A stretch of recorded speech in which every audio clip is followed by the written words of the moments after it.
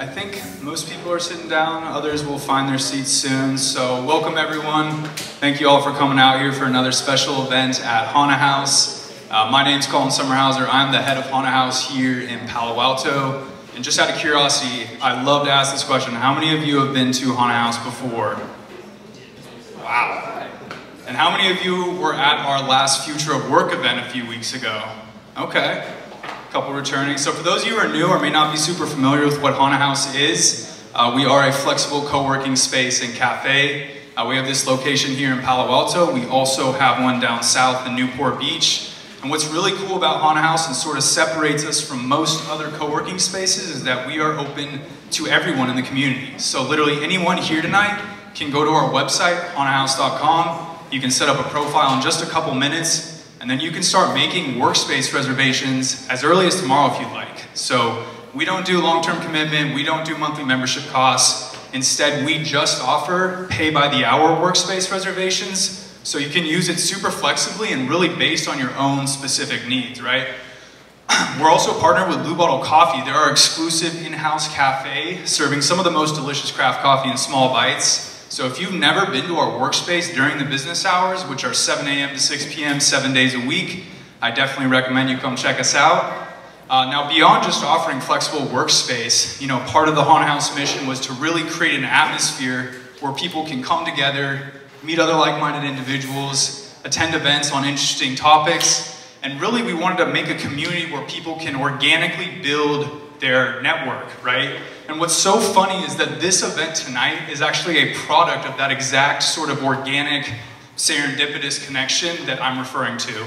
So we actually have three incredibly talented authors joining us on stage this evening for a fascinating panel discussion about some of the topics that are in their books. And I actually met all of them through one another. So first we have Chris Yeh. He's a longtime HanaHaus regular. He's been on stage a number of times in the past.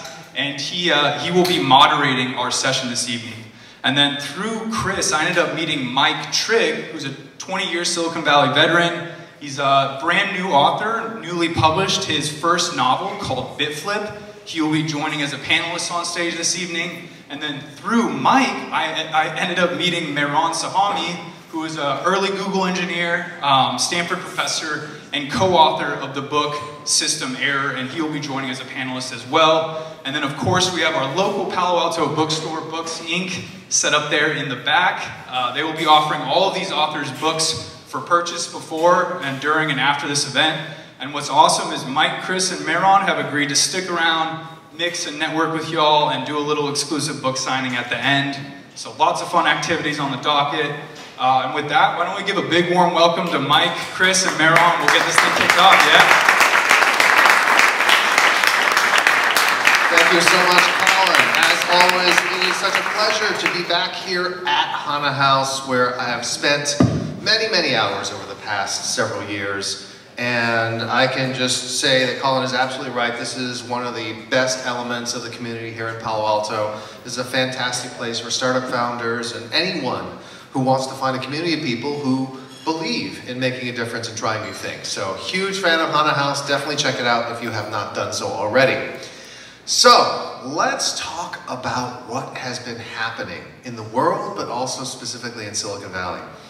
One of the things I always feel like is that forever, Silicon Valley has felt like, collectively, that, hey, you know what? We're the good guys and the good gals. We're out there trying to make a dent in the universe. As Steve Jobs once said to John Scully, do you want to spend the rest of your life selling sugar water, or do you want to change the world? And that was how people felt about Silicon Valley for a long time, and in many cases, that's how people outside of Silicon Valley felt about this magical place where amazing things came from. But if you remember watching the movie The Dark Knight, there is a saying, you either die a hero or live long enough to become the villain. And in many ways, Silicon Valley has become villainized. Whether or not it's a villain is one of the things we'll be talking about today. But Silicon Valley has certainly been villainized by people across the political spectrum for a variety of reasons. And so what we're going to try to do tonight is to talk through some of these issues. We're not going to reach any definitive answers. but we were trying to examine what's going on with Silicon Valley's identity crisis. So of course we have some phenomenal authors on stage to help us walk through this. To my left is Mike Trigg, whose debut novel, Bitflip, takes a thriller approach. And Mike, you'll talk a little bit about how many of the things that happen in the book actually came from your real life. We'll leave them guessing as to which parts, but they often came from real life. And so in Bitflip, which you'll talk about, we really examine what's happening with the soul of Silicon Valley. Similarly, over far to my left is Mehran. And Mehran, by the way, I don't know if you guys know this, but when I was an undergraduate at Stanford, and I took CS 106A. I don't know, any people out there take CS 106A during their time? Yeah, let's see a few folks out there. Mehran was my CS 106A instructor. He wasn't a professor yet, but he was my instructor. And he was not that much older than you. He was legendary as an amazing teacher even then, and that was before he had this cool beard and everything like that. So you can only imagine how amazing it is to take his classes now. And Mehran has been had a ringside seat to what's been happening in Silicon Valley for the past 30 years, right? 30 years or so? And has looked at, in his most recent book, hey, what's going on here? What has happened over the past decade, 2 decades, that has changed Silicon Valley? So I think that it would be great to start with the following question, which is, how has the soul of Silicon Valley changed over time? Where did it begin? Where has it gone? Where is it going from here? I'll take a stab at that. First of all, thank you all for coming. I think you encapsulated it very well. There was a deeply held ethos in Silicon Valley that we are making the world a better place, that we are David to the Goliaths of, bigger companies. Apple, Google, Facebook, etc., all were rising companies, challenging sort of the status quo, and that disruption mindset is really deeply baked into DNA here. Unfortunately, David, well, fortunately or not, David won. Like, Goliath is largely slayed, and I think, as you said, I didn't appreciate the Dark Knight reference, but if you stay around long enough, you become the villain. And that was really what inspired me to write my book, Bitflip, was, I spent 20 years in Silicon Valley. I've invested in companies, founded companies, been an executive. I've hired people, I've fired people, I've raised money, I've done kind of everything there is to do here.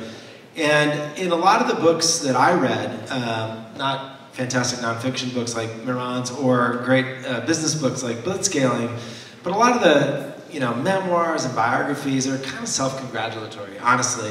And I felt like there was a lot of either glorification or vilification of people in Silicon Valley, and I always felt that it was a little more complex than that. And so I decided to write a novel that I thought authentically portrayed this time, this place, what it's like to be in this industry. And it's neither good nor bad. The protagonist has a little bit of both in him. And that to me felt authentic. So that's my answer. And I would say, well, first of all, thank you all for coming. And secondly, you should check out Mike's book. It's actually a great read. It brings together both thriller aspects and like a moral play on Silicon Valley. So it's a fantastic weave. Thank you. I think in terms of part of the history of Silicon Valley, I mean, other than what you hear in the news, like where you see Congress haul up CEOs of companies to question them about things that they don't actually really understand, is a belief that Silicon Valley is about individuals. And you can have good leaders and you can have bad leaders, and that's what makes all the difference. And I think one of the things we tried to unpack in our book is that there's actually systematic drivers. That in some sense, modulo more or less the personalities of the people involved, it wouldn't make a difference who was at the head of the company if you have certain systematic drivers in place. And I'll give you an example of that. If you consider a company like Meta, Facebook, right, their stated mission is to connect the world. So what does it mean to connect the world? One of the things we do in Silicon Valley is we like to measure things, we like to optimize things. So what do? We create a bunch of measures that are proxies for what it means to connect the world. What are those measures? amount of time people spend on the platform, the piece of content they click on, the number of friend connections they make. All of these things are poor proxies for the things we really care about. But when those things become the goal, when people get their raises and their bonuses and their stock valuations based on those goals, suddenly the goal to have people click on more stuff becomes taken to be synonymous with the notion of connecting people when it's not, and people will go to extreme ends to do that. And if that means, for example, promoting content that is misinformation, that is hyperbolic in terms of what it provides, as long as people click on it, the metrics go up. And so I say this as someone who spent the better part of a decade at Google back in the days when it was still a startup, and we had this mantra, don't be evil, and we really believed that. There were a bunch of things we could have done, and we identified a bunch at the time. It's like, we could do that and it would really make more money. We could do that and we'd make a lot more money. And we're not going to do any of those things because we don't think they're right. And what happens over time is you get more of these drivers in place because we didn't have all those metrics to begin with. And when you get a company of tens of thousands or hundreds of thousands of people who are all driving toward these metrics, you lose sight of the things where you say, wow, we could make a lot more money doing this, but I as one individual don't feel like I can make that decision. And so you get a systematic push towards certain kinds of behaviors, which then gets interpreted as all kinds of villainization. And so from my standpoint, I don't think of there's ill-intended people at tech companies. Like I was one for a bunch of years. I have a bunch of friends who work at tech companies. But what I think it's important to understand is to take a step back around what is the system we have created around what we consider success in those companies, and how do we reevaluate that so we actually get more to the place that we originally intended to be. But Silicon Valley has been around for a long time. Like Hewlett-Packard dates back to the Great Depression, and obviously we've had generations of these companies that are, much older, whether it be an Intel or anything like that. Why has it been now that Silicon Valley has been villainized? Is it just that David slew Goliath, or are there other factors involved? I think, speaking as a parent, I do think that there is a collective concern, fear that people have, well justified, about the potentially detrimental effect that technology has on especially children. Obviously we've conducted a giant multi-million person experiment in real time about how devices and apps affect the evolution of the human brain. So I think that's been a really big factor, is just the kind of outsized influence that technology and the tech industry and certain tech companies, big tech companies have. That all said, I don't ascribe to a doom and gloom view of this either. I think that, as Mehran said, the Valley is largely populated with people who are smart, ambitious, progressive. They want to do the right thing. They have that mindset of disruption, and so the kinds of conversations that we're having tonight are sort of a uniquely Silicon Valley thing, right? To self-assess and to evaluate, are we the good guys? Is what we're doing helping humanity or hurting humanity? And not every industry necessarily has that kind of introspection. So you're telling me there's no event happening right now in New York City where they're like, yeah, let's talk about the growing identity crisis of Wall Street and hedge funds? Yeah, I don't think so. I don't think so. Or in the petroleum industry or in the pharmaceutical industry. I mean, the profit motive is a compelling one and a powerful one.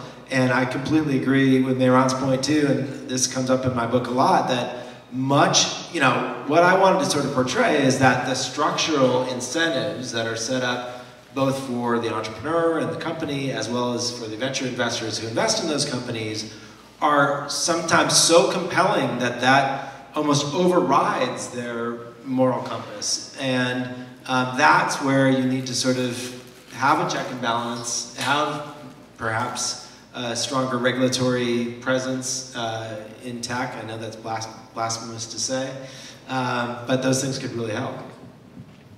Yeah, I agree with the analysis that, we are the Goliaths now. And I say we in the sense that, I'm still in the computer science profession.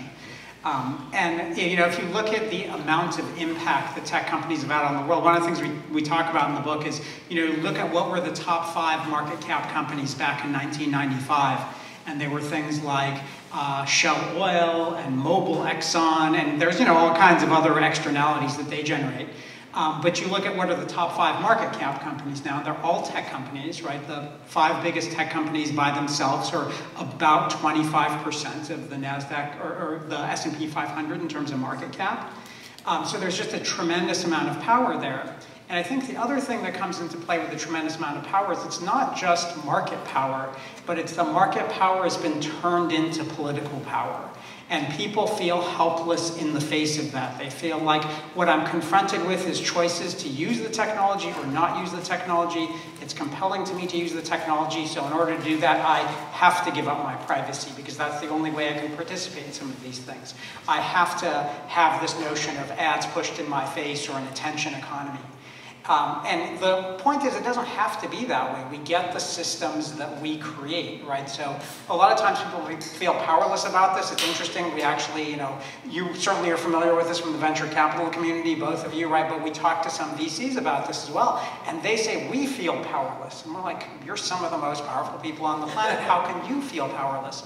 And I think it's, if the vast majority of the planet feels powerless around technology that we create and we consume, there's a problem. And part of that problem is how do we take that power back? Because we've given up a lot of things we used to have power over, like who controls speech rights, right? It's now controlled by a small handful of people in the world, and depending on how much money they have, they can buy other companies that give them those kinds of rights. But in some sense, free speech should be a right that we have, and a right to dignity, freedom from harassment that actually puts constraints on free speech is also a right that we should have. How do we actually revisit those issues? That's what we try to grapple with in the book. I think this notion of powerlessness is really powerful because, I don't know about you, anybody here enjoy feeling powerless? No. No, definitely not. So it's a big issue. But like you pointed out, what is going on where everyone feels powerless, right? When you said, for example, hey, Silicon Valley's growing political power, I'm like, maybe, but probably not. I mean, I feel like the Koch brothers have been a lot more effective at buying political power than Silicon Valley has. And it also sounds like you're saying, whether it's the entrepreneurs or the venture capitalists, everyone's like, oh, we don't know what to do. We are not in control. Who the heck is actually in control? Well, you could think of it from a few different standpoints. So most people actually tend to point to the founders as the people who ultimately have control. Because the employees say, well, the founders are in charge of the company. The VCs say we're competing essentially to get the best founders. So a lot of people point at the founders. So if you're a founder, I know there are some in this room, everyone thinks you have a lot of power. You may feel like you don't, but everyone else thinks you do. The other thing is we actually have power as citizens, which we don't exercise, because a lot of times people believe that political systems just dysfunctional. We get all this stuff pushed in the news about how people just like to snipe at each other rather than actually getting legislation done. Last week I actually spent some time talking with a bunch of political staffers, and there are a bunch of things that they do, they're members of Congress or whatever, snipe at each other at in the news, which is what we get fed to us.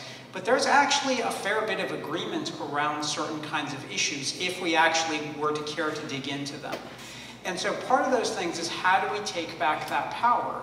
And if you go back, this is some of the history we talk about in the book. If you go back to the 90s and the 80s and the 70s, we had this thing called the Office of Technology Assessment.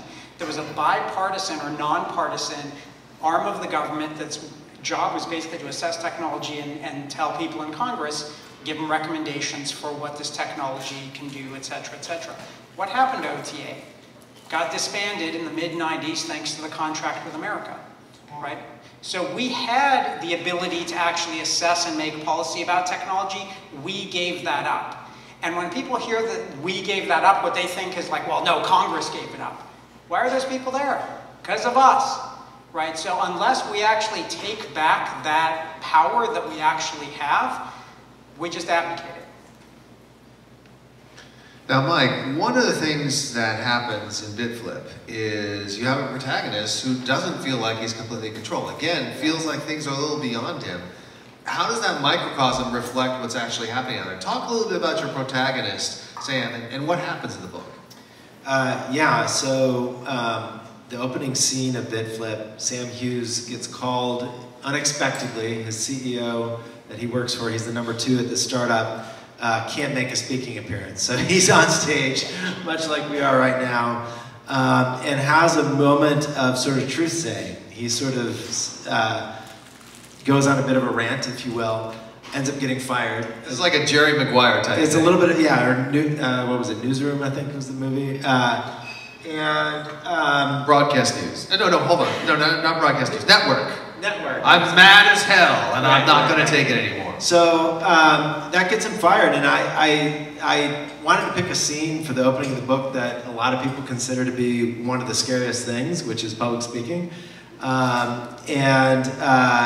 You know, you're absolutely right, though. The protagonist goes through this feeling really of powerlessness. And that was a lot of what I wanted to write about in the book, right? That's how a lot of entrepreneurs feel. That's how I felt as I was out, you know, pitching investors and trying to raise money and, you know, trying to resuscitate the company on life support. It's excruciating. And, you know, a lot of us are told when we come to Silicon Valley, because of those great biographies, because of those heroes, the Steve Jobs, the Mark Zuckerbergs, et cetera, you know, you have this expectation that every company you found, if you don't get to $1 billion exit, you've somehow failed. You sort of put the odds, the infinitesimal odds of success off in a corner. And I think that's very detrimental to the mental health of people who are endeavoring to start companies. It's a really, really challenging thing to do. Many of you are probably in the middle of it every day. But in the book, Sam gets a little unexpected tidbit where he discovers there might be fraud going on at the company that he's just been fired from. And this is kind of the way he regains his sense of self-control, sense of agency, whatever it might be. It's a little bit of fiduciary responsibility, it's a little bit of revenge, and then he sort of gets on this path that becomes ultimately a slippery slope of how far is he going to go to realize those dreams of entrepreneurial success. So now that you guys have heard a little bit, I always like to get the audience involved. This is one of these polls which people answer by raising their hands. We've got a couple of candidates for who has the most power here. I'm curious, who here thinks that founders have the most power in this equation? Who here believes the founders are the ones with the power? All right, got it. How many people here believe the investors are the one with the power, the ones who wield the power? Okay.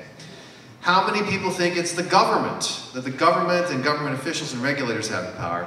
Not a lot of people think that. I count 0 hands. And how many believe that it's the system? Define that as you will. The system, as Mehran has said, that has the power. Okay, it still feels like investors are coming in first here. Yeah, I'll tell you here's what I attribute to, and I think your data point is a really interesting one about investors feeling like they don't have power.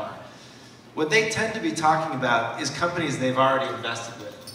And I've experienced this as a founder, right? Once you get that first check, you kind of are on a path. You're like the, you know, pig being led down the slaughter. You know, maybe that's a bad analogy.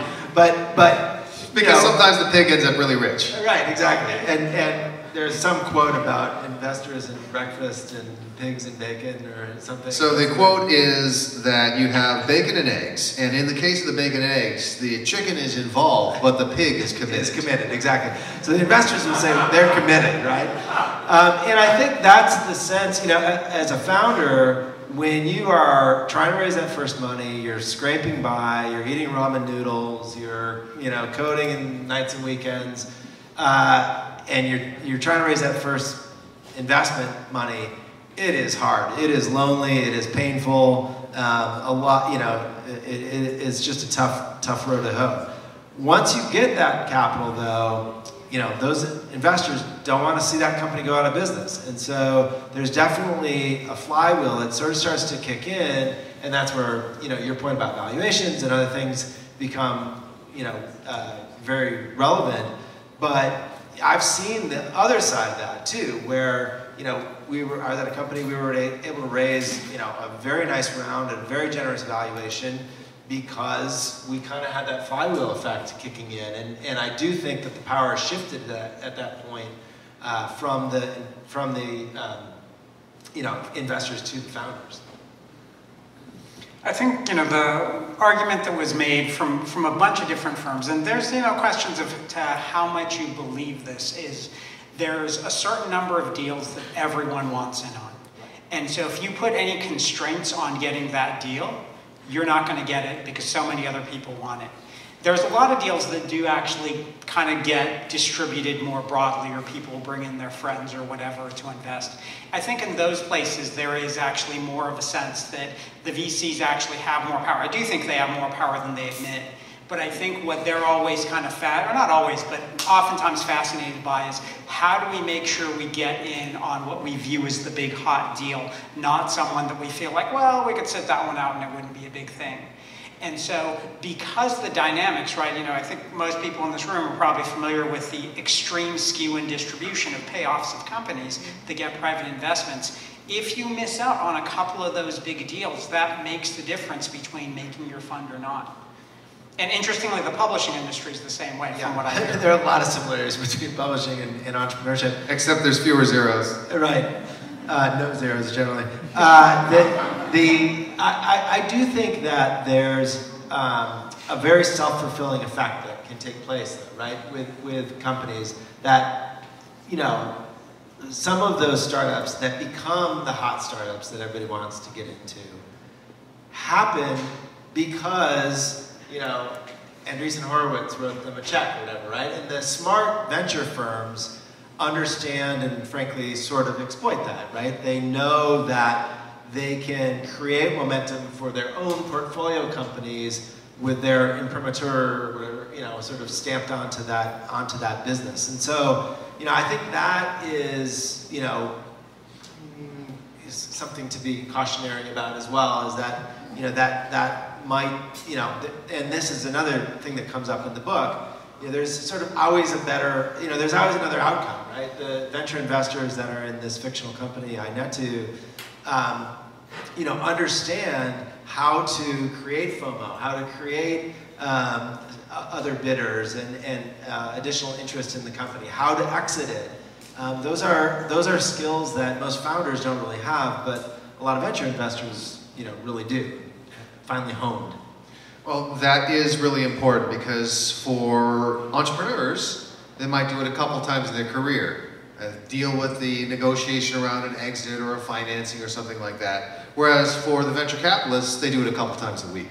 So of course, they tend to get really good at it. But, again, sometimes this is a product of the time. So more audience participation for a second. You may have read recently that Andreessen Horowitz invested $300 million in Adam Neumann, the founder of WeWork. How many people here think that was a good investment? So there, again, it's like, come on, what's going on here? And also, by the way, the market change has dramatically shifted things. So I was speaking today with a founder who is very successful, very famous, has founded a company, it has raised a lot of money, it is a unicorn, it has revenues. Because of multiple contraction, he's trying to figure out, okay, can I raise more money without doing a down round? And this is, again, one of the most famous and successful entrepreneurs that's working right now. Obviously, this person will go nameless. But that's the dynamic that's playing out as we speak. Is this going to change because the market has changed? Does the power dynamic shift, or does it remain the same? I think there's a really strange and maybe in hindsight predictable effect that's happened as we are more and more overloaded with information. You'd sort of think that supply and demand would dictate that you'd have, greater variety in whatever the category is. What actually seems to be happening is greater concentration. I sort of attribute it to a little bit of a Google effect of people saying, what's the best restaurant in Palo Alto? And that search leads to few restaurants that have long wait times, and many other great restaurants are never discovered. And so I sort of see that phenomenon happening in entrepreneurship too. Why is Adam Neumann able to raise money? Because people know his goddamn name, right? And they know his name is associated with massive losses and fraud. All press is good press, right? I think in a tension economy, when our ability to assess anything, any category, from toothpaste to political candidates, we just want somebody else to tell us what the best thing is. Or default to the name we already know or the brand we already know. And you know, I'd encourage you all as consumers to try and buck that trend, to try and be more thoughtful, be more considered in your decisions. Support independent bookstores, for example. That's a big one. And maybe to add a little bit more color to that, I think the concentration, you certainly see it because of dynamics of the way information spreads. You see it in the way markets work in terms of the dominant player in each sector gets a disproportionate market cap, right? One example I always use is what's the #1 online auction site? Anyone know? I would say eBay. What's #2? No idea. No idea, right? You get a bunch of different answers, right? And it shows that in a lot of different sectors, there's one kind of outsized performer, and then there's a couple other sort of also running along, they're doing okay, and then there's just a bunch of essentially failed companies. But what's also happened, and this is part of where the Valley I think is seen as the villain, is part of that concentration has now visited the middle class. And what we've gotten is a greater concentration of wealth, and that greater concentration of wealth has in turn turned that into political power to entrench the kind of skew that exists in the economy. So you have a lot of people who are on one side of that divide and they see they're losing out a lot, which is also why you get a bunch of political dynamics these days around like populism and kind of demagoguery, that you can really rile up a base that feels as though they are losing ground because wealth is being concentrated. And if you wonder about that, the simplest example of it is the gig economy. Right, so if you look at something like a Lyft or an Uber or a DoorDash or whatever, and I say this is, some of the founders of DoorDash are former students of mine. What have we done? We've created an economy that concentrates wealth in the company that provides the disintermediation mechanism. You have a bunch of labor that, because of optimization, we find the exact price point at which they will do their labor and give them no more, and so they get less. And we do that under the moniker of, hey, we're giving these folks other alternative employment opportunities, right? And so what's actually happened? A bunch of the middle class has gotten gutted out where this is the only way that they can potentially make money and not as employees. And so what happens when they try to rally to become employees? $200 million gets spent to kill legislation that would actually make them employees. Right, so if you want to think about, no, these are just market forces or whatever, they are not just market forces. They're intentional decisions that are made that are actually creating that kind of financial skew because the system allows for the concentration of wealth. And then that concentration of wealth is being enshrined in our political system because the people with the capital can actually influence the political system that way. Right? Those are the kinds of dynamics that exist in the system that are the kinds of things we need to fight against. If we don't, I think we're going to actually see some really bad outcomes because at some point you're going to have so many people who've lost economic viability that there is going to be a really big shock to the system. And I think that it is important to know that even if you were to say, listen, this is all just a matter of economic forces, we can look at it and say, well, hold on, this actually doesn't make sense. So on the one hand, we have the gig worker who is trying to decide, am I going to do Uber, am I going to do Lyft, Instacart, DoorDash? And on the other side, we have an army of data scientists, an army of supercomputers with algorithms processing like trillions and trillions of calculations to get the right answer. Who do you think is going to win in that tug of war over price? It's going to be people with orders of magnitude more resources. And similarly, for those of us who are parents, on the one hand, we have our teenage daughters, and on the other hand, we have the massive army of data scientists trying to figure out how to get them to click on things and to use social media ever more and more. Does that sound like a fair fight to you? It's not a fair fight. I mean, one thing that actually kind of shocked me, except for the fact that the person who said it was a Nobel laureate in economics, so I tended to believe him, was Paul Romer was giving this speech, and one of the things he said is, if current trends continue with the way tech is concentrating wealth in the hands of a few people, what we're actually going to see in the future is data centers getting bombed. And like, that sent kind of a cold chill down my spine, because I was like, wow, if we get to that point, we're going to have class warfare. Now, I'm not someone who's like hyperbolic, and when I first heard that, I was like, if I heard it from most other people in the world, I just would have been like, you're off your rocker, you don't know what you're talking about. But the possibility that that could actually happen, and so we discussed this in our class, we've been teaching this class on some of the topics in our book, And we were talking about this in our class, and we actually had students that said, I think this is a totally realistic scenario. Like, we might be a little inoculated from that because we're in the heart of Silicon Valley. There's a lot of other parts in the country that are not. This is what my next book's about, actually. Oh, really? Yeah, it is. Give us a preview. The next book is called Burner. Burner, yeah, and it's a little bit more of a psychological thriller, tech thriller that leans into this exact question of class and wealth disparity, and you know, it follows the lead character. It has an online moniker, Burner 911. That he anonymously is building this sort of online movement, and it's all about wealth stratification and combating that. And the message ends up being, you know, sort of feeling like it's a alt-right type message, but then gaining sort of a populist movement. And so I agree. I think this is one of the really biggest negative effects of the spoils of the tech industry, that it's been so heavily concentrated in this area and with a relatively short list of people. Well, I would say, and this is where I'm going to briefly get on my soapbox for a second, I think that this is exactly what Mehran said, which is it's a systemic issue. So, a couple of things. First of all, I tell people, when it comes to capitalism, inequality is a feature, not a bug. Capitalism is intended to reward the allocation of capital.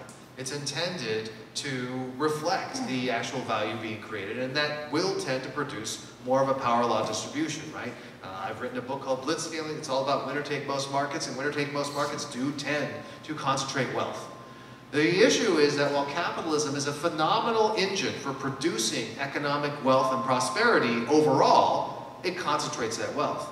And it is the role of society and policy and government to find a way to actually make society work. But as you pointed out, Mehran, what's happened is the power of money in our political system has made it so that the people who are benefiting from the concentration of wealth can, as you put it, just sort of enshrine policies that are going to preserve that wealth and in fact make wealth even more uneven. And that is the fundamental issue. Yeah, I mean, it's one of those things that, you know, and don't get me wrong, I'm not a socialist, I believe in the capitalist system, but I remember actually, when I was, you know, a much younger person than I am now, with more hair and less of it was gray, reading actually Adam Smith's Wealth of Nations. And if you go back to the principles of capitalism, one of the things that Smith actually talks about is the essential nature of the redistribution of wealth. He says that capitalism will actually not function in the long term unless you have a redistribution of wealth. And what we've done is we've adhered to the principles of saying we will reward people generously for the work that they do, which I think is completely valid. But what we've lost sight of is the importance of the redistribution of wealth. And so I think capitalism, if you don't go back to the original principles, has the potential to cause itself to collapse because we've actually lost sight of what were the essential tenets to make capitalism work.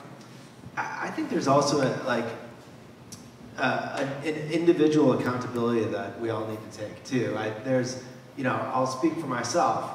For me, as an entrepreneur in Silicon Valley, success meant a huge exit, right? That was the simple scorecard by which I measured myself. And, you know, as those dollar figures of, you know, how many unicorn companies are there? 1,300, 1,500, whatever there are. Depends on how recently they raised money. Yeah, good point. But that's the core of what this book is about, is ambition, unbridled ambition. And I think that we've unbridled it a little too much in Silicon Valley. I too am a capitalist. I believe in market forces. I think there's so much good that Silicon Valley has done. But, you know, a friend of mine, a fellow podcaster like Chris, has an interesting podcast that I was on recently called Sustainable Ambition. And I was like, that's a great concept.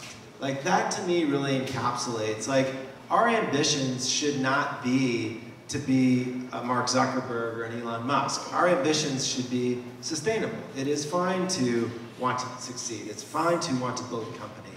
But, you know, the unwillingness to be satisfied with a certain level of wealth and to expect, and frankly, with so many comparison points here in Silicon Valley, it's easy to get into this mindset to expect your wealth to not only be comfortable, generous, but stratospheric is not good, and it's not healthy for your own mental health, and it's not good for society overall. Well, one of the things I would say is that there is this misconception that wealth, power, and fame will bring happiness, right? This is sort of this inherent assumption we have is based on these extrinsic motivators versus intrinsic motivators. And I'll ask you in the audience, so consider the case of Elon Musk, the richest man in the world, perhaps one of the most famous men in the world, certainly one of the most powerful men in the world. How many of you think Elon Musk looks like he's happy? My God, he looks like one miserable son of a bitch. So obviously money, power, and wealth can't be the answer. And oftentimes there are those trade-offs. I mean, I think it can be a blinding ambition for many people. Yeah, there's a question of, what is enough, and how do you actually think about what the point of wealth generation is. And I think it's one of those things that's one of the soul-searching questions. I think Mike is spot on that part of the ethos of the Valley has become this notion of greater wealth as an indication of success. And I'll give you an example. There was someone I was talking to who will remain nameless. And the way he basically described things was he said, life is a game, and how much money you have is an indication of how many points you have.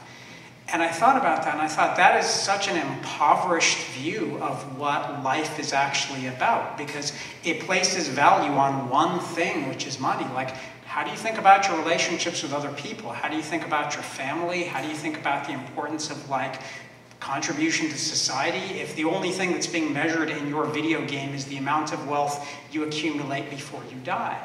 And it seemed like this person was not alone. He was actually saying that in his cohort, he was referring to a class in business school. This was kind of a common theme in that cohort. And then went one step further, and this was the place I actually, at that point, I just had too much cognitive dissonance and I had to change the topic to something else. Then equated that wealth generation with doing good in the world. And just as though that were like a given, like that was just a axiom of the system he mentally played in. And I was just like, that, I don't understand how you can actually believe that. But I do think a lot of people in the Valley do. Yeah, and you think about your own conversations, that you have at cocktail parties and networking events and everything else. And that's so often what they ultimately, revolve around is, can you believe, such and such company raised money at this valuation, or such and such company had this exit, or they had this huge round. I mean, that scorecard is omnipresent in the consciousness of a lot of people in Silicon Valley, and I think that's a big reason there is so much sort of consternation right now. So I started my career working for a Wall Street billionaire, David Shaw, who runs a hedge fund called D.E. Shaw and Company. It's the hedge fund that Jeff Bezos worked for before he founded Amazon. No, I joined the company 18 months after Jeff left, so I don't know Jeff personally. Otherwise, I'd probably be much richer. But D.E. Shaw was in the business of proprietary trading.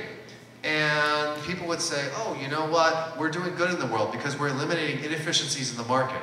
And they would say it with a straight face as if they actually believed it. I was like, this is total bullshit. I can't believe anyone can believe that. But that, I think, is exactly what your friend or colleague, to remain nameless, is saying. He's like, well, obviously, from an economic standpoint, amassing wealth means that you have created value that is a surplus over the opportunity cost, and therefore that is good in the world. And people actually somehow believe this. I think that notion of optimization for efficiency is something that if you applied it to other things, you would realize just how weird of a thing it actually is. And so sometimes an example I use is, if the thing we really cared about was efficiency and optimizing systems, right now with the technology we have, we could instrument your car so that any time while you're driving on the road, it would know the speed limit, and certainly it knows how fast you're driving, and anytime you exceed the speed limit, it could just issue you a ticket. And once you had enough tickets, it could just stop moving and send out a signal to the police to come arrest you. Because that's what the law is, right? The law says you have to drive a certain speed in certain areas, and there's all these other things that can happen. That is extreme efficiency. That's probably not an efficiency that any one of us would actually want, partly because we see the direct impact it has on our personal freedom. But it shows you how ridiculous the argument is to just say efficiency in itself has value. Efficiency only has value to the extent that the thing you are making more efficient has some benefit in the world. And we lose sight, I mean, I have lost sight of that myself as a technologist, right? How do we evaluate algorithms? So like how efficient they are, and like memory and runtime and all these other things. Like that's what I grew up with. And of course, I want to make the world more efficient. And the real question I should be asking is, what do I want the world to be? And then how do I figure out how to achieve that, not just making something efficient for the sake of efficiency? Well, this is really important because we've gone through this part and we've talked about the identity crisis. And we've sort of gotten to the point in the movie where things kind of look dark, right? The heroes are a little injured, and you know, Thanos' forces are raging, and Captain America just has one shield, his shield is broken, but he's like, I'm gonna keep fighting. So we gotta turn this around and make people feel a little hope here. So what do we do about this? Like, what are the prescriptions, whether in the macro, or what are the lessons people should learn from what Sam goes through in the book? What can we do different to make sure that we are reclaiming the soul of Silicon Valley?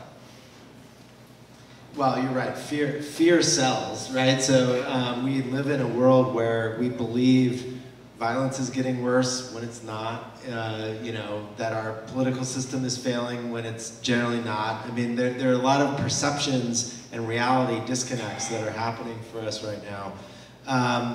But I think the answer needs to be attacked from both sides, right? There need to be governmental initiatives, I would argue, that help diminish the systemic incentives that are in place that we touched on today. And I think we're overdue for some of those things. But I also think at an individual level, we need to all sort of collectively take more responsibility as well. I think that, and that is, as I mentioned earlier tonight, I think one of Silicon Valley's great virtues. You know, we're all here largely because we selected to be here. Actually, I'll do an audience poll. How many of you were born and raised in the San Francisco Bay Area? About 6 or 7. So most of you, as I did, moved here. We selected to be here. We self-selected to be here. Why? Because we saw it as a unique community, a unique opportunity to do the kinds of things that we wanted to do. And with that mindset comes, you know, a really unique ability to disrupt ourselves, to ask these kinds of questions, to not be satisfied with the status quo. And I think that's where sort of salvation lies for Silicon Valley, is we're really good at reinventing ourselves because the people who comprise this area and this industry are, you know, progressive, they want to do the right thing. They ask these kinds of questions. They have the intellectual capacity to understand and argue and debate these topics. And I think that's what ultimately moves the industry forward. I think for me, and this is the same thing I try to get across to students when we teach our class, is you have more power than you think you do. And it's because you play multiple roles in the world. I mean, I would imagine many of the people in this room have outsized power with respect to these issues. Like if you work at a company, if you've started a company, if you fund companies. But beyond those kinds of things, which clearly there's power, even if it sometimes feels powerless, I think sometimes little things where, you know, we've had students come back and say, yeah, you know, I was, you know, working on my OKRs at a company, right, to figure out what the metrics were. And I suggested we look at a couple other things. And people said, okay. And when we looked at those other things, we realized there was other factors that we wanted to balance in our business, and as a result, there were different decisions we made. It's not that there were evil people in that company. I mean, sometimes I come across as a pessimist. I'm actually a wild optimist, because I do believe that there are far more good-natured and well-intentioned people out there than people who actually want to cause harm or cause evil in the world. But a lot of times they are just unaware of the things they need to look at. And I'll give you a simple example. You know, some of you may know this. Amazon several years ago was building a system to screen resumes because they get so many resumes. They want to be able to just have an automated system give some rankings so then they can figure out who to interview. Turns out the system, once they did an audit, they found that it was horribly sexist. And it wasn't just sexist because it saw the word woman on a resume. It was sexist because it would even find things like, oh, you have the word softball on there? Yeah, probably not. You have the name of an all-women's college on there? Yeah, probably not. So it's actually finding these subtle cues. And part of the reason for that is because the data that was used to train it was people who had previously successfully been hired at Amazon and done well, that were predominantly male. And so that's what the system learned. But to their credit, they didn't audit the algorithm. They found this effect going on. They tried to fix it. Amazon, one of the most technologically sophisticated companies on the planet, could not get the bias out of the system, and they ended up killing it, disbanded the team. And I think there, actually, the right thing happened. They were like, we can't fix this. We've identified this issue. We believe it's a problem, so let's get rid of it. But what it raises the question is, how many other systems are out there for which no one ever bothered to audit it and are just happily making biased decisions all the time? And so all it takes is a little bit of insight for people in those positions to say, hey, this is something we should pay attention to. This is something that if we actually measure, maybe we can make a difference on and push things forward. So you have power as an engineer, you have power as someone who's leading a company, but at the end of the day, you have power as a citizen. Because I do think what we're going to see, and we're already seeing it in government right now, moves toward regulation. We need to inform ourselves about what are the outcomes we actually want, and then whether or not you believe like the political system works. I'll give you one last point about that at the end. It is kind of our responsibility as citizens to do it. And the last point I'll give you at the end is we had a debate in class where we had Moxie Marlinspike, who's one of the founders and head of Signal, the encrypted messaging app, and Maricha Shaka, who is a former member of the European Parliament, and we were talking about privacy issues. And at one point, Moxie said, so do you really vote? Like, do you really believe the political system makes a difference? Like, how many of you actually vote? And maybe about half the hands in the class went up. And then Maricha just looked at the class and said, how many of you ever lived in a company or in a country that was an authoritarian regime? You could hear a pin drop in that room because everyone suddenly realized the privilege we have to exercise our rights in a democracy, and we don't take them. And when you realize that those rights for many people in the world don't exist, suddenly it gives you a renewed sense of, I have power and I should do something with it. Well, I think we're again, a glass is half full would be that the big tech companies especially actually are more receptive than one might think to the voice of their own employees and external audiences. If you rewound a generation, those companies would be arresting / beating the employees who are picketing or protesting.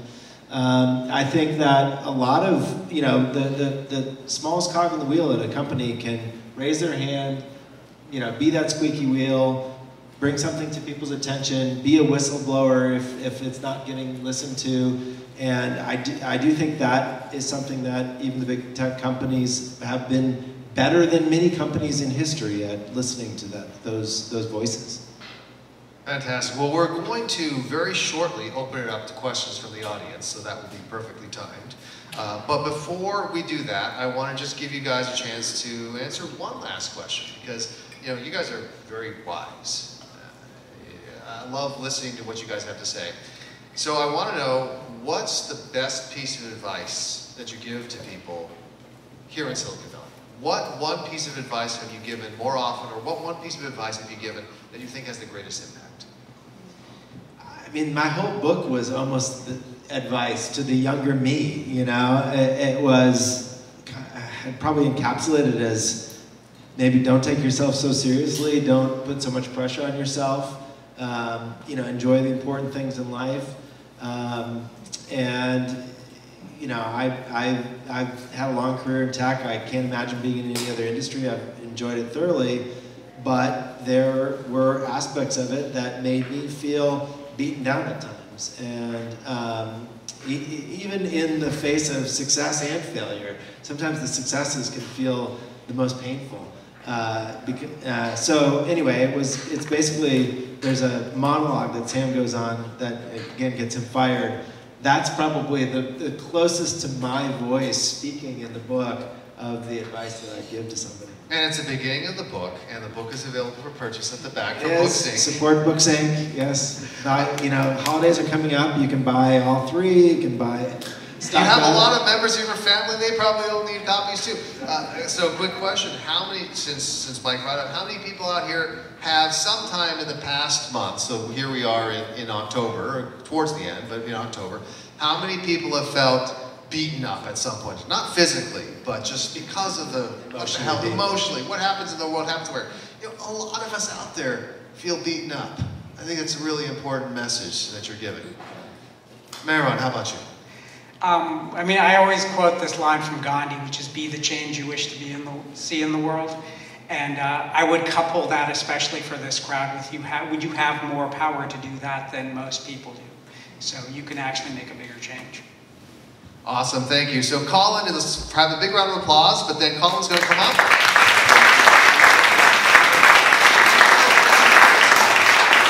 And we'll give you the chance to ask the questions instead of me.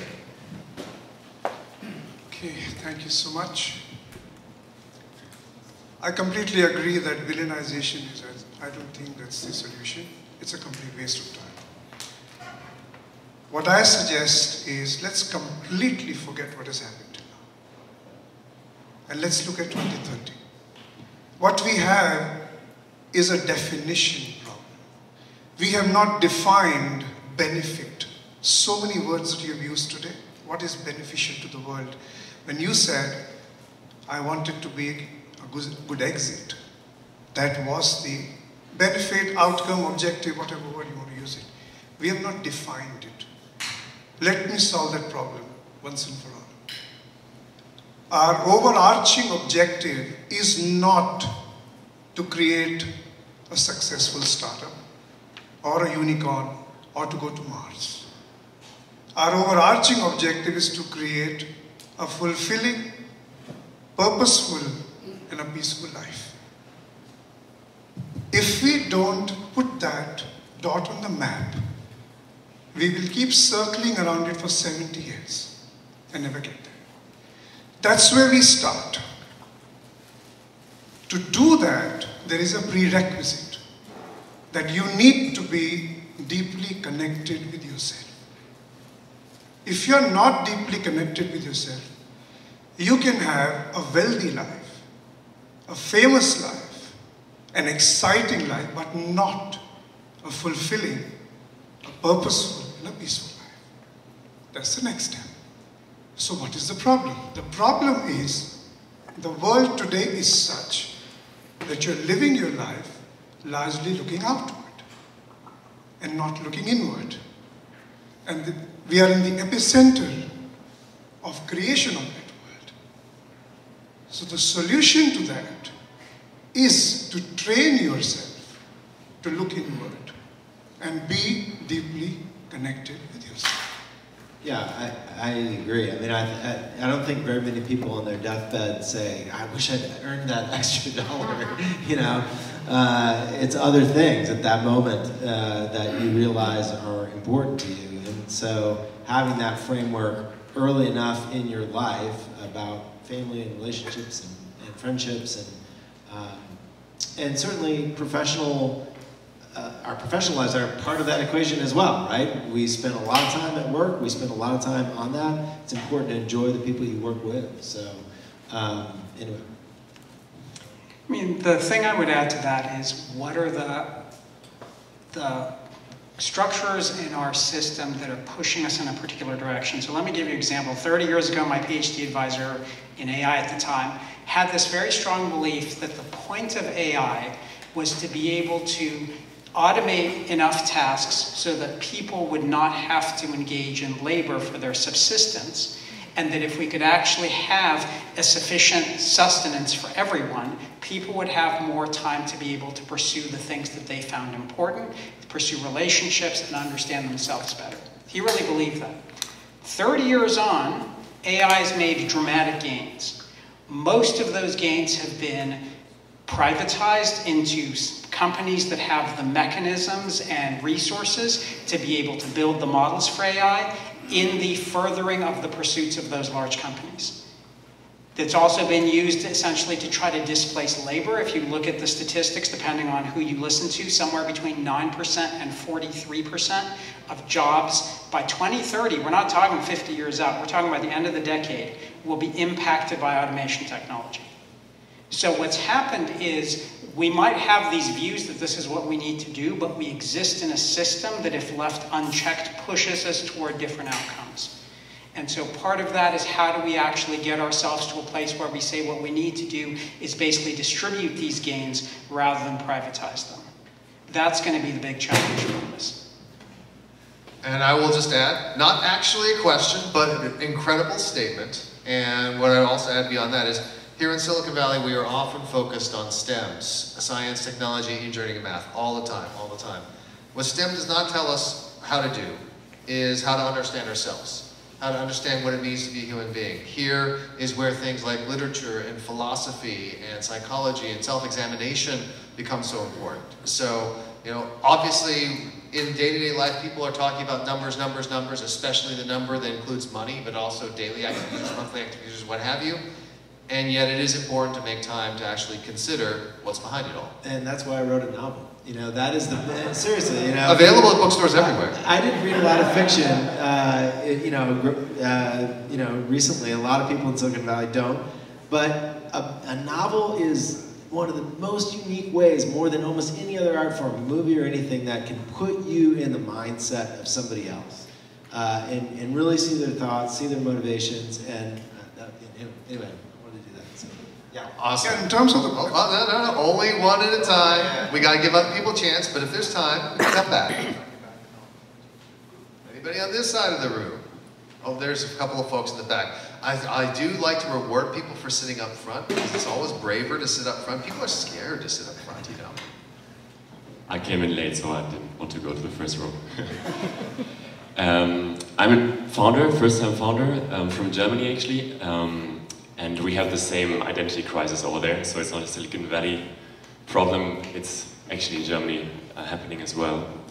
The question I have is, coming from fundraising, first-time founder, you know, like, it's difficult sometimes. And what you said, Mike, this, like, sustainable, like, the podcast, the name was Sustainable Ambition. This one, yeah. I really like the name of the podcast, and I will listen to it tomorrow. But when you approach angel investors like you, and you pitch, yeah, I have this sustainable ambition of growing the company, you know, first-time founder. It doesn't work, that pitch doesn't work so well. I tried that. Absolutely. I mean, I learned pitching from an American serial entrepreneur and learned how to create FOMO. And we had like an oversubscribed seed round, which was amazing, but I really had to get into this game of FOMO creation, which was really like the opposite of my natural being. So coming from this like little survey we had, like who's in power, so venture capitalists or founders, for me, being a founder, I would say, okay, the VC guys have the power, because if they don't fund us, we are not existing in the early stages. So how could you, like, what's your take on it, to fund companies that have a sustainable long-term goal, but won't even get the money to start the company in the first place? Man, I think this is one of the biggest structural challenges of Silicon Valley. And it took me a while as an entrepreneur to understand this dynamic, which, you know, the most common reason that a founder gets told no is not because it's not an interesting idea, not because it couldn't be a good, viable business. It's that it doesn't have that crazy hockey stick potential that really is the only thing that matters for a venture investor, right? For a venture capital investor who's answering to their own limited partners, the whole model relies on companies that look like Google or Amazon or Facebook, right? Most of the businesses that they invest in are going to fail. It's sort of the nature of the beast. And so that can be incredibly challenging if your business is one. I've been a founder of this type of business where it's like, hey, we have a product, we have customers, we're making revenue, we're profitable. People wouldn't touch us with a 10-foot pole because they didn't see it potentially, you know, inflecting in such a way that would make them a 10x kind of return on their investment. Did it inflect later? No, it didn't. It went out of business. So they were right, as it turned out. And, you know, that's where I actually think that the industry could almost benefit from, you know, sort of a different class of investor, if you will. And to some degree, angel investors and pre-seed, seed stage investors have kind of filled that vacuum a little bit. But, you know, you don't really get bank loans. You don't really get, it's sort of venture capital or nothing for most tech entrepreneurs. And the incentives of those venture investors, you lose control of the business. There's a bunch of, benefits that you get from that in terms of capital and momentum and everything else, but you also have certainly shackles on yourself as a founder when you take that money. So I would sort of love to see, and this is another area where I think the government can and should help, right? Like provide incentives for new types of funds that could fund those less stratospheric businesses, but good, strong, viable businesses. Provide incentives for startups to form in areas that we need as a country, as a world, not the umpteenth, food delivery app or whatever it might be, right? And so I think government in the US has a good, long, proud history of channeling private investment in areas that benefit the Republic, and I'd love to see more of that. Ah, like in the couch. Oh, the couch. The couch people. Yes, the couch people. So Chris, Mike, Mehran, thank you for being here, first of all. Mike, love the hockey stick reference because I grew up in Canada, so, hockey's a religion. My question is a bit more basic in terms of the book business, so to speak. For anybody looking to become a published author, like the three of you obviously are, what would be your advice for how to become a first-time published author? Well, I often make the joke that after 20 plus years as an entrepreneur, I pursued the one profession that has even lower likelihood of success than being an entrepreneur, which is publishing. And fewer rewards. Fewer, less upside potential. For me, it really, that pivot in my own career. And incidentally, the term of the name of the book, Bit Flip, refers to a change of heart. A bit, as we all know, if you're technical people, can be a 0 or a 1, and when it changes, it's called a bit flip. And so it's a metaphor for a change of heart. My protagonist went through that. I went through that when I did a career change. I guess I would say, in general, about publishing that, we'll use another tried and true joke. That, how do you make a small fortune in the publishing industry? You start with a large one. It's very hard to make money. And I think why I did it, why I pursued it, was really to impact the conversation, right? To be thought-provoking, to be, offer a point of view about what's happening in our culture, what's happening in our society. And that's been what's been the most rewarding part of it for me. I think if you sort of set aside whatever goals and ambitions you might have around a book, it can be very fulfilling in those other measures. Yeah, I'd say that was exactly it, is to get an idea out that you feel is so compelling, you feel like you have to actually get it out there. And I'll be honest with you, I actually hate writing. I find the process of writing painful.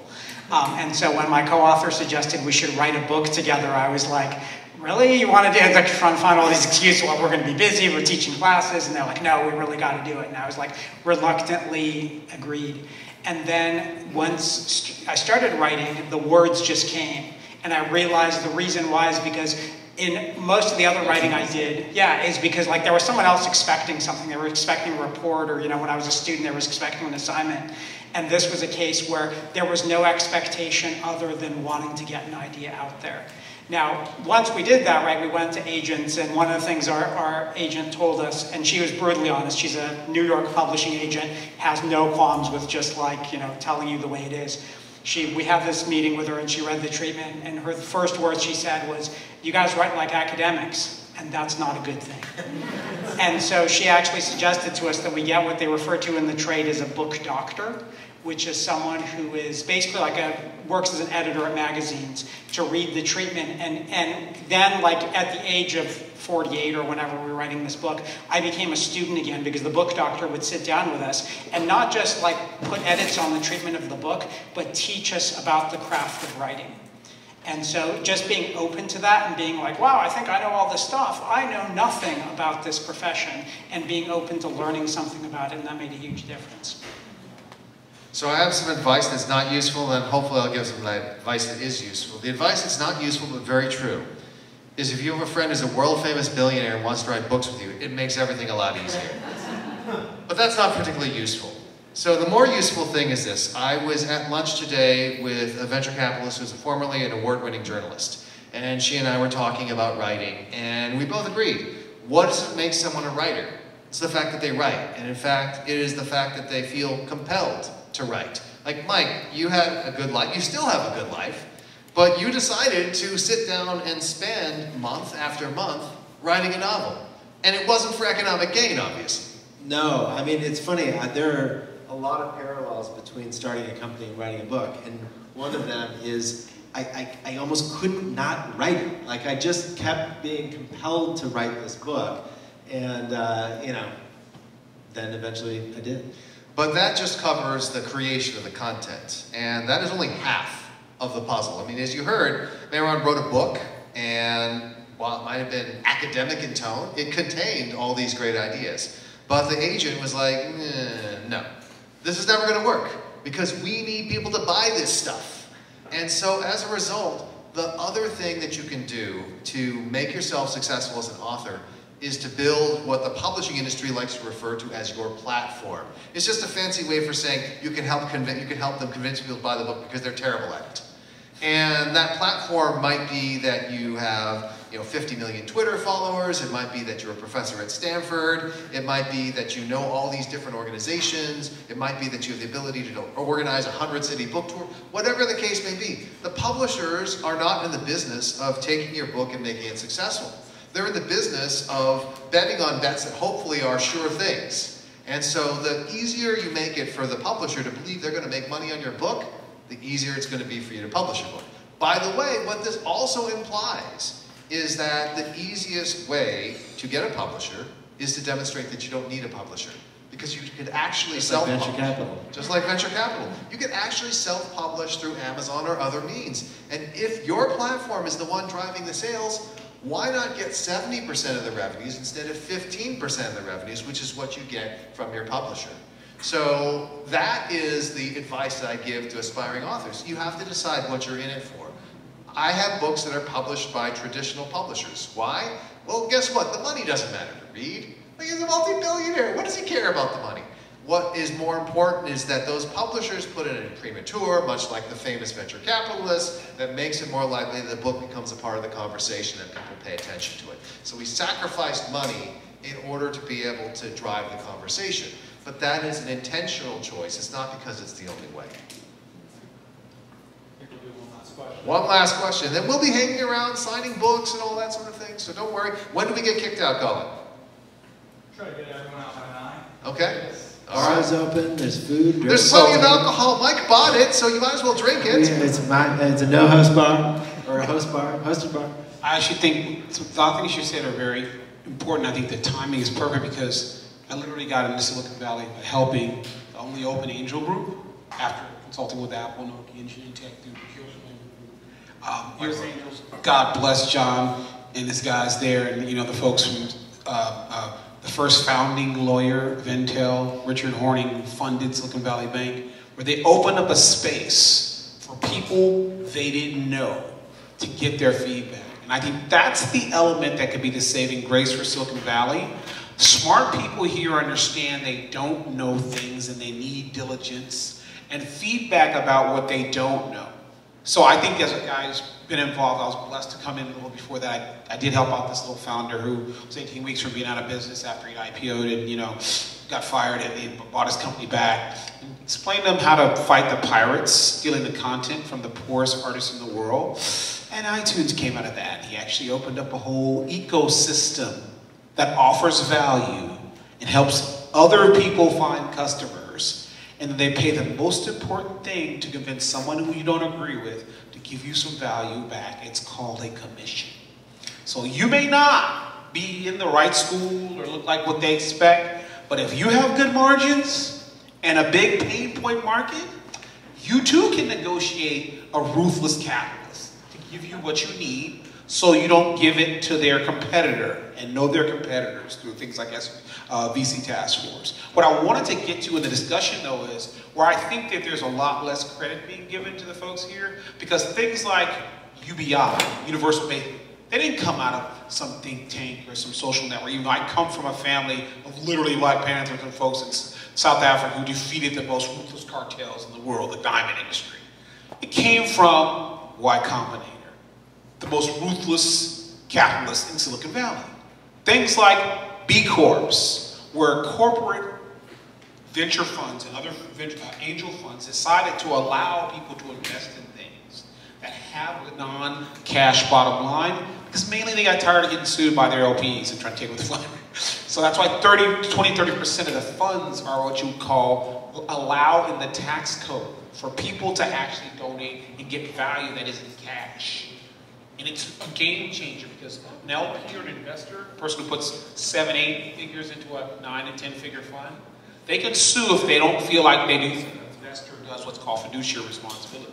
So by them changing and them being able to say, I'm going to invest in your cool little company like I put my first hit out, that basically buys hair from women and allows hairstylists to actually make more money, not 17 to 20K. And by doing that and selling hair, which is the most valuable commodity in the world, worth more than gold and diamonds, because it's more light, you don't have to mine it, you don't have to carry it, it's light, all you have to just wash it and feed women and give them good health care. You literally can raise, like we did, $80 million from 500 and up. That's why I feel like there's an opportunity in Silicon Valley. If we align value and have transparency around things like people are looking at climate disruption, like super grid breaks up in Texas. So power can be priced transparently and fairly. If you got a better price for power, you can sell oil, they better get some damn better pipelines, because I don't know what they're making there. Or you can sell solar to everybody in the world, including your worst enemy. So absolutely. That can change the world. Yeah, absolutely. And this is the thing about Silicon Valley. And I do think it's a good reminder that we should give credit for many of the innovations that happen in Silicon Valley. Again, all of us are creatures of Silicon Valley. We spend our career here. We view it positively. And the fact that we're criticizing it on stage today and pointing out some of its flaws doesn't mean that we're like, no, you know what? None of us are saying Silicon Valley's over. Let's all move to Miami. And any of you guys plan to move to Miami? No way. No. Miami's on. No, definitely not. Fantastic. All right, folks. Let's once again have a huge round of applause for our authors here.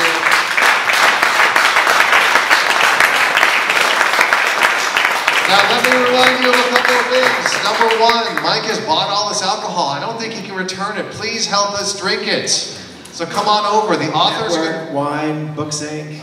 The authors are going to be around signing books. There are signed books back there, but you need to grab us to get it personally inscribed to you. It has our signature, which hopefully makes it more valuable. But if you want a personal inscription, you got to buy one and hit us up. And then beyond that, everyone, thank you so much for supporting HanaHaus, the best co-working space in Palo Alto. Let's hear it for the HanaHaus team who stayed late tonight for us. Thank you, everyone, and good night. Thank you.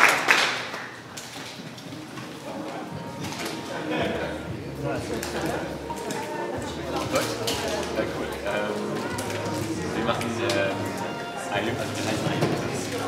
eine IoT-Community